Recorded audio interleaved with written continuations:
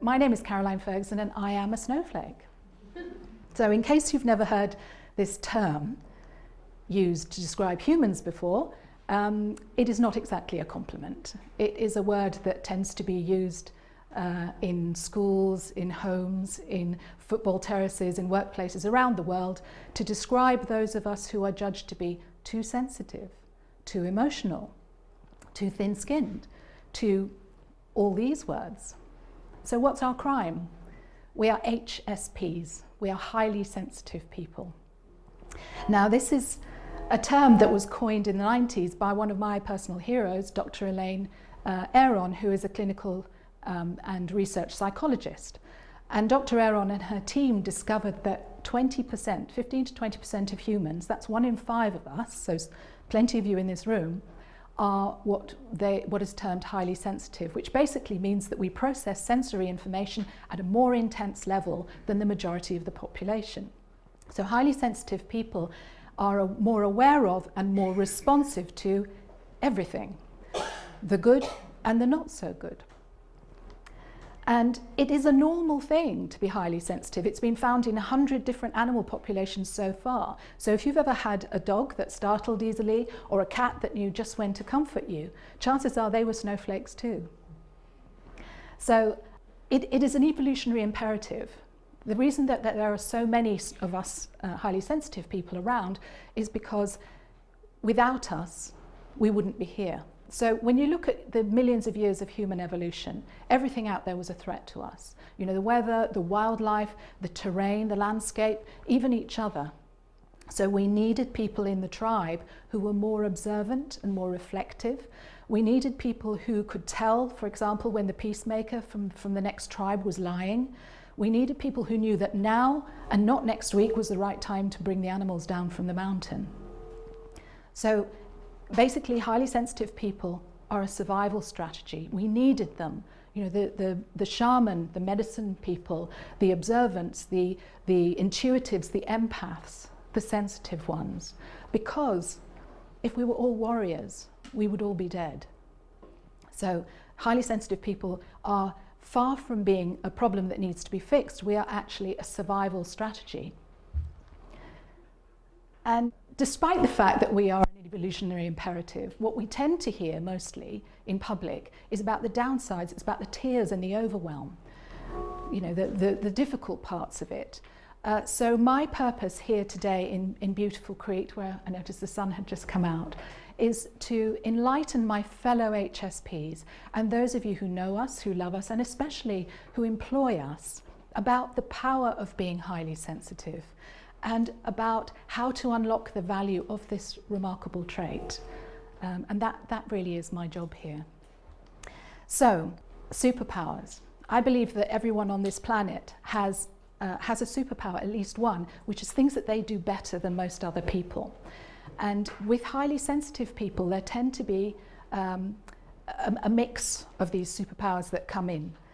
Now, we are all somewhere on this sensitivity spectrum. You know, I'm up the far end there with my snowflake. So we're all somewhere on this sensitivity spectrum. So what is it actually like to be highly sensitive? What does it mean? Well, first of all, let's dispel a couple of myths. It's not about being shy or introverted. 30% of HSPs are actually extroverts. And it's absolutely not a female characteristic, which it's often thought to be, because it shows up equally in men, though they may be less prepared to admit it. So let me talk you through some of how it looks for me personally, physically. First of all, it'd be worth mentioning that this number here is the number of snowflakes that fall to Earth in a year.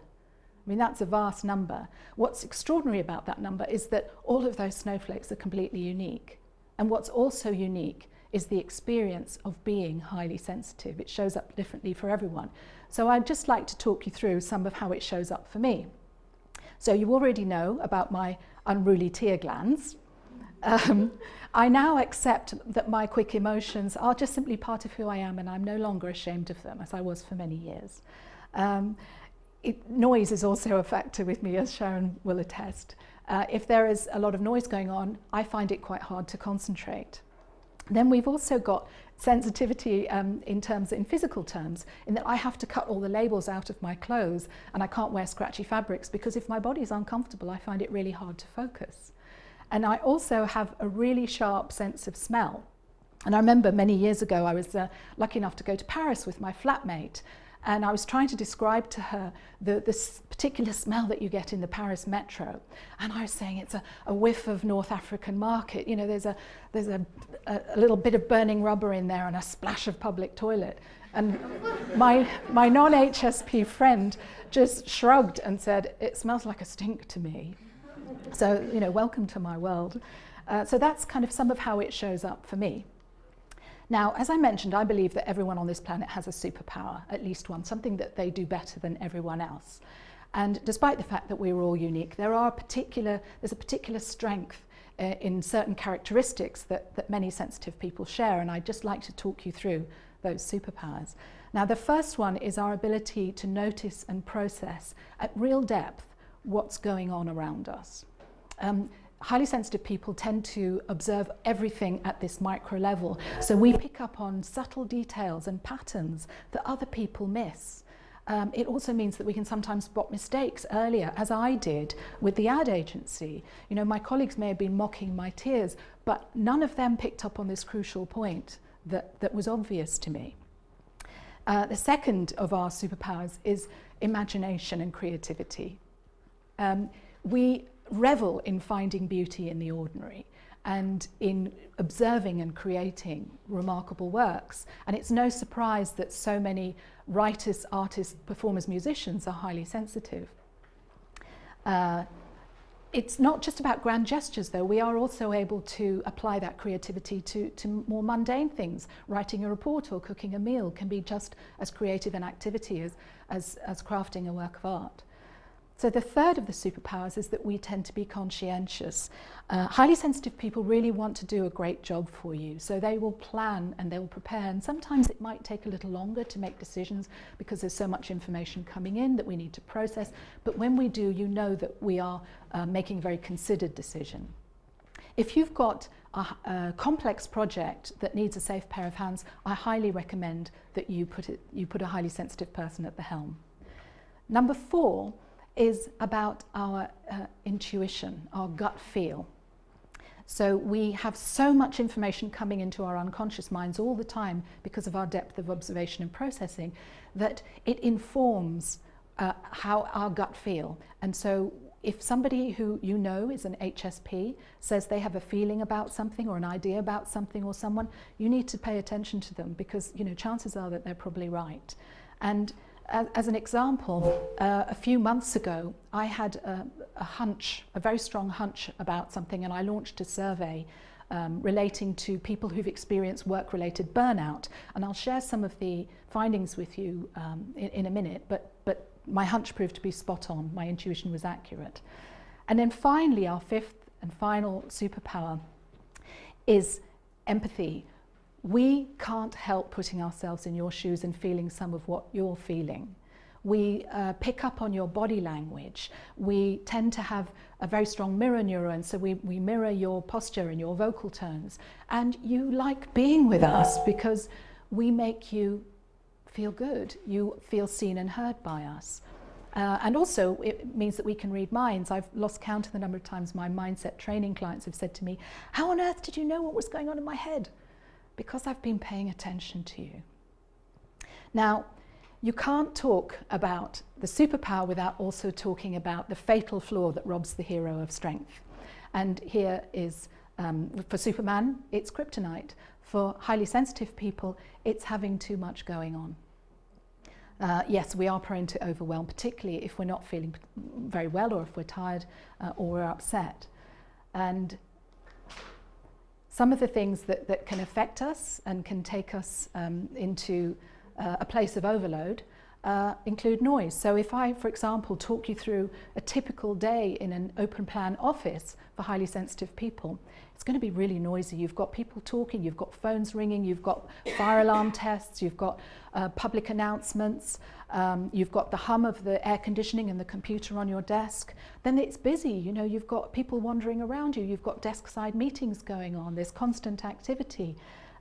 We've got our eyes, we're staring at a screen all day. You've got the glare and you've got the overhead lights. Then there's the average open plan office by mid-afternoon doesn't smell great. You know, people eating at their desks, and you've got pumping pollution from printers and from photocopiers, and you've also got those horrible aerosol sprays that you get, fresh air things. The job itself, you know, there's overwork, there's too many meetings, there's personality conflicts, there's perhaps the meaning, your job isn't as meaningful as you'd like it to be, and endless meetings. Then as a sensitive person, we need to take time to recover at some point during the day, and the only place that you can recover in the typical open plan office is in the toilet, which is hardly the ideal environment when you feel like you've got a volcano erupting in your chest. And then also, if you're commuting, you know, you're stuck in traffic, you're packed onto cram trains and buses, and if it's the northern winter, it's dark when you get up and get home for months on end. And then also at home, you've got, you know, perhaps money worries, you're not seeing enough of your partner, your kids, no time for social life, no time for your wellness. Frankly, it's exhausting, even if you're not highly sensitive. And there are some offices which aren't like this, but for many people, this is their daily routine. And putting yourself through this day after day without being able to properly recover is eventually going to lead to emotional and mental and physical stress. And then we welcome to burnout. So I mentioned that a few months ago, I'd done a survey about people who had experienced burnout at work. And there were some really interesting results. The top level findings, essentially, were that 38% of those who responded to me, and I didn't mention sensitivity in the survey, 38% proved to be highly sensitive. And that's twice the level at which you find HSPs in the general population, which indicates that HSPs are twice as likely to suffer from burnout. That was my instinct. The second headline figure was that there is 80% presenteeism, and I'll talk about that in a minute, and that's a figure that businesses need to pay attention to.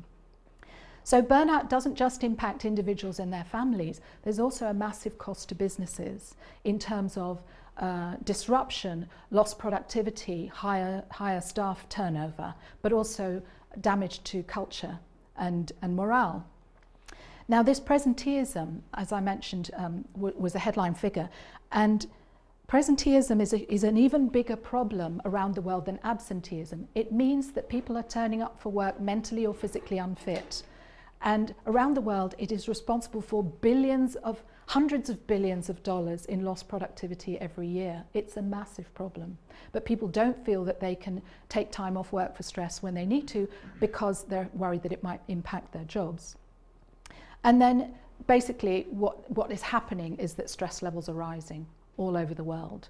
You know, in addition to conflicts, we've also got austerity and polarizing politics happening everywhere at the moment. So it's just leading to this general build-up in stress.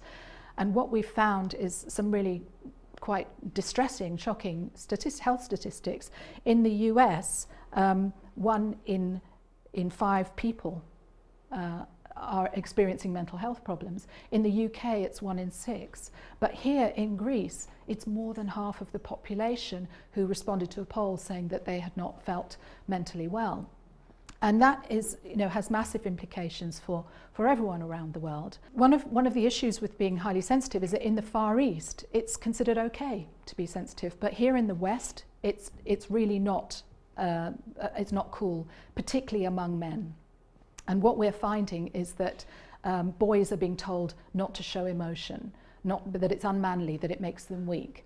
And that's leading them to suppress their emotion outside of themselves with really damaging consequences. In the UK, every 160 minutes, a man takes his own life. Now here in Greece, the suicide rate is not as high as that. It's much lower relatively because of cultural and religious and social attitudes, but it is rising since austerity happened. How many, and what we are finding also is that 80% of those who take their lives in Greece are male. Now, how many of those are HSP, we don't know, but what we do know is that if we keep piling on this pressure, it is going to just create more and more stress for citizens and for employees. Now, just a change of tone, business leaders, what can you do to make sure that you are unlocking the value of high sensitivity, but without burning through your people? Well, there are two things as far as I'm concerned. Number one, because this is a superpower, is through acceptance. So accept that 1 in 5 of us are going to be experiencing things more intensely than others. Accept that your workplace is almost certainly causing stress, and accept that as an employer you have a responsibility to do no harm. So step 1, acceptance. Step 2 is about positive intervention. Take action to make working for you easier. There are relatively small things that you can do to make life easier for HSPs, which will actually work beautifully for everyone. So for example, stop the culture of overwork, dismantle that culture within your business. Enable flexible working and make sure that you remove the stigma of occasionally working from home. It is not a career limiting choice. Then create private spaces and encourage people to use them when they need that downtime to decompress and recharge their batteries. And then place greater focus on well-being and on wellness training and on mentoring. So those are some of the things that you can do as an employer to unlock the power of sensitivity. So finally, a call to action. I invite all of you to be curious about sensitivity, to be curious about what it might be like, and if you would like to find out if you are, search online for HSP self-test and you can find out whether you are. But embrace that characteristic in yourself and in those that you know.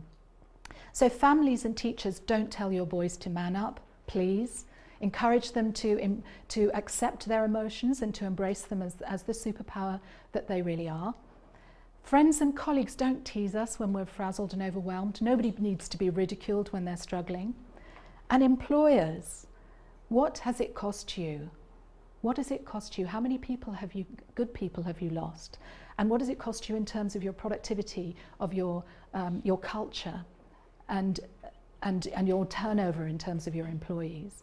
So I really challenge employers to embrace neurodiversity within their workforce, because there are diamonds there. And the last thing I'd like to say is, be there for us, because we are always there for you. Thank you.